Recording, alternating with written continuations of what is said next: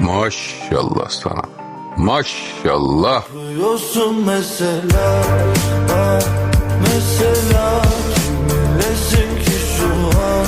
Sen bana bela gibi bir şeysin ama hoşta bir hava var, çok güzelsin ama sana inanamam. Ne yapıyorsun mesela? Nasıl 14 günlük olar ya, olmaz. Gözler atılmıyor ama 14 günlük olmaz. Ay Allah, ay Allah, ay Allah. Bu da kaşınır, ay Allah.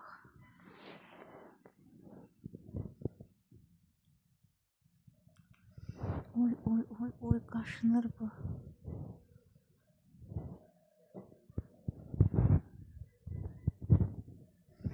Mamasında kaşınma var, inşallah ki balasına salmaz. Ay ay, bu da kaşınır, aman tanrım.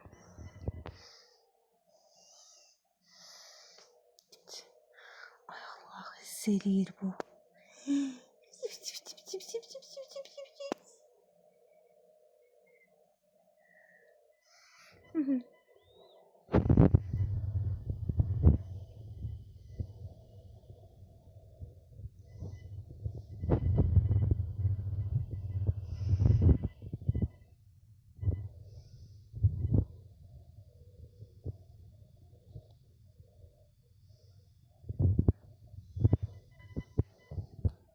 Peki pesi söndürən buna istidir.